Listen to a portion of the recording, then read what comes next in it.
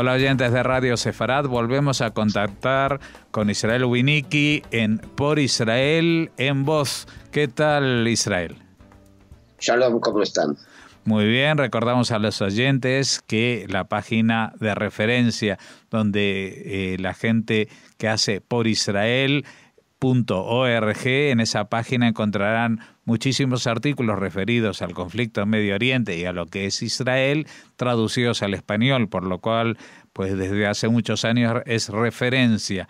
Y tenemos la suerte de contar semanalmente con tu opinión, Israel.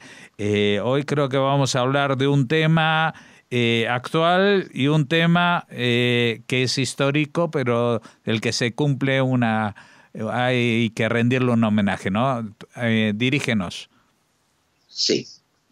Bueno, vamos a comenzar hablando del silencio de los culpables.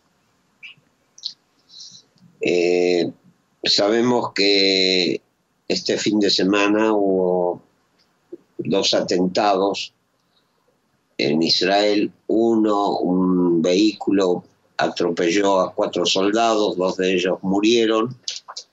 Y otros 2 están internados, uno de ellos en grave estado. Por otro lado, un palestino armado de un cuchillo apuñaló varias veces a un guardia de seguridad, padre de 4 hijos, y falleció.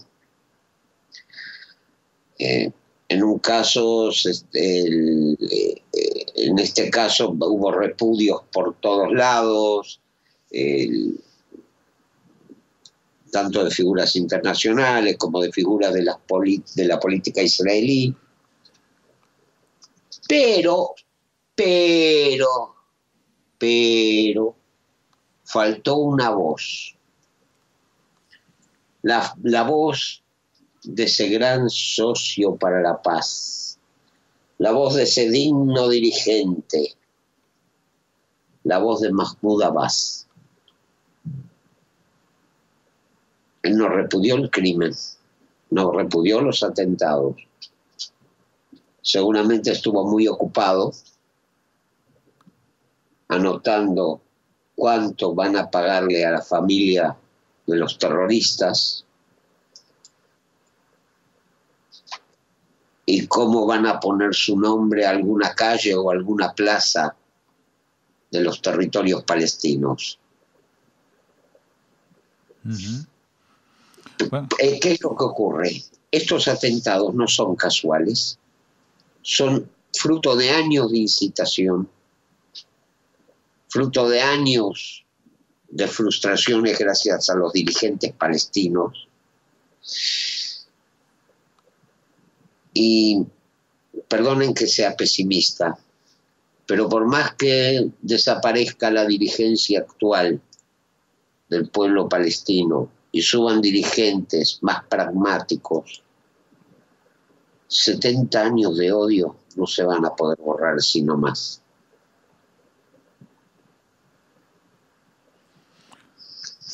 Y ahora pasemos a otro tema. Mañana, 4 de Nisan, se cumplen 70 años del ataque al convoy del Hospital Hadassah, en el que fueron asesinados 79 médicos y enfermeras, y también pacientes que iban en ambulancias. Vamos a ver qué es lo que pasó acá. Tenemos que comenzar por algo ocurrido en marzo de 1948. Sabemos que Jerusalén estaba bajo sitio. La ruta a Jerusalén, la tristemente célebre Bab el-Wad, estaba flanqueada por aldeas árabes en las alturas.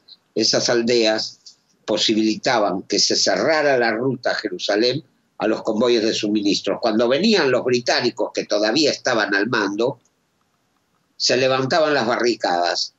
Cuando se iban los británicos, se volvían a poner y los convoyes eran atacados. En marzo, como dije, del 48, el 13 de marzo, en un pueblo árabe, Deir Yassin, se ubicó un contingente iraquí.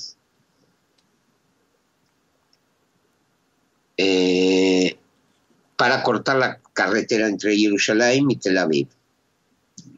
El 9 de abril, dos grupos del Irgun y el grupo Stern, unos 120 hombres, se acercaron a la aldea por el norte y por el sur para desalojar a los iraquíes.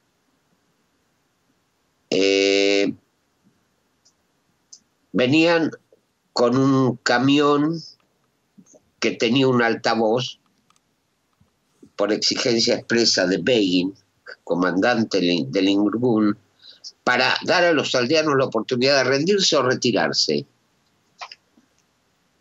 Llegó el vehículo, se informó por el altavoz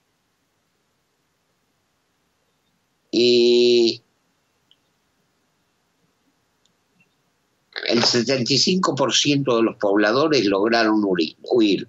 Entonces hubo una batalla, hubo resistencia. Es más, muchos soldados iraquíes estaban disfrazados de mujeres y ocultaban sus armas. Todo esto está documentado, aclaro, está muy bien documentado. Murieron 120 árabes, de ellos la gran mayoría soldados iraquíes, y 40 judíos.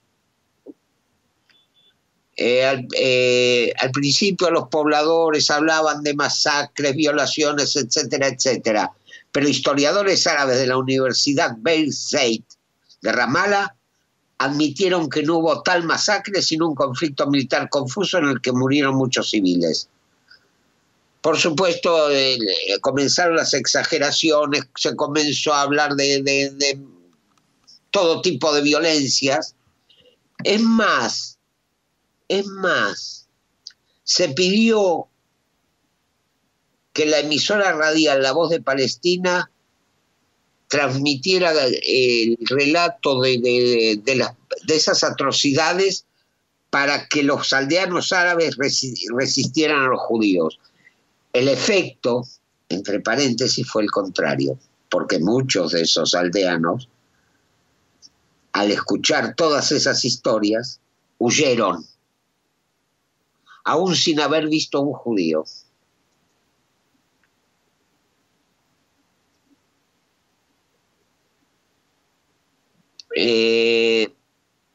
Inclusive en un documental que se filmó en 1993 y reeditado en el 2000, se entrevistó a sobrevivientes quienes dijeron que le pidieron a Hussein Khalidi, director de la emisora radial Voz de Palestina, que suprimiera relatos de atrocidades que nunca ocurrieron. Y replicó que debía capitalizarse esta gran oportunidad. Es así que Deir Yassin se convirtió en el emblema de la crueldad judía.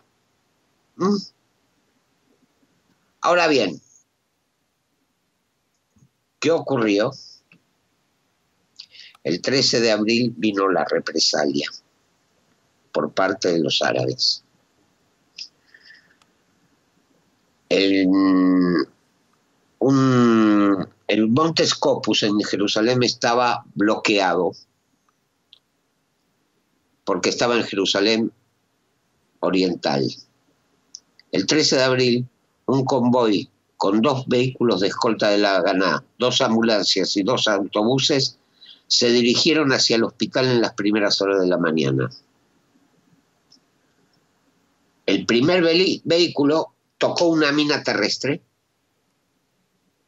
y a partir de ahí fue el ataque. Abrieron fuego con ametralladoras, empezó a salir gasolina de los autobuses, lo que hizo que con cócteles Molotov los incendiaran. Las fuerzas británicas llegaron tarde en forma intencional. Había pedidos de ayuda y había pedidos de ayuda por parte del convoy, pero, ¿qué pasa? El mando británico impidió que fuera el socorro hasta que por fin un oficial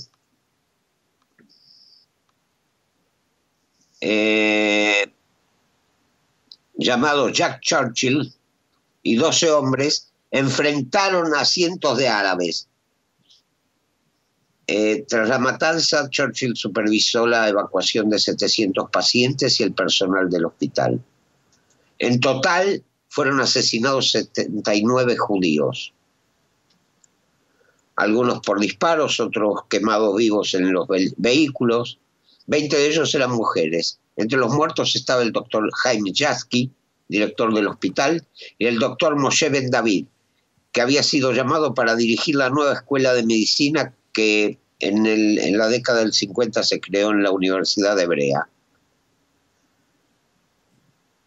Tras este ataque, ya no pudieron llegar al hospital a pesar de las garantías británicas de asistencia. Hasta que por fin, a principios de mayo, se evacuó el hospital dejando a un personal de 200 personas y 50 camas. El hospital fue cerrado a finales de mayo debido a que no podían llegar suministros. Y en el acuerdo de armisticio firmado con Jordania, en ese hospital hubo un enclave israelí desmilitarizado con una pequeña tierra de nadie alrededor, que contenía un cementerio militar de los aliados en la Primera Guerra bajo control británico. Y el monte y el resto de Monte Scopus en Jerusalén Oriental pasó a manos jordanas. El hospital Hadassah, por supuesto, fue refundado en Jerusalén Occidental con el personal original. Es el hospital Hadassah en Keren.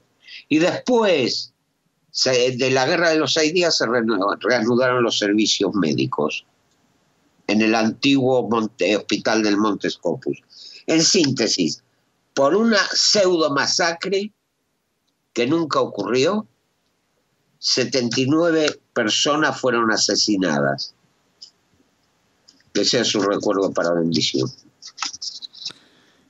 Pues un recuerdo que nosotros no olvidaremos y que te agradecemos, Isi, que nos hayas acercado 70 años después a estos sucesos que ya van conformando esta historia en letras mayúsculas que se va a ir escribiendo en los próximos días, conmemorando la declaración del Estado de Israel, pero que recordemos que la historia de Israel o los problemas de Israel no se acabaron justamente el día que declararon la independencia, sino que solamente se recrudecieron. Ya vemos que pocas semanas antes ya la cosa estaba muy mal, incluso con la presencia del mandato británico. Estaban ahí los británicos supuestamente para controlar de que esto no pasara y no hicieron nada.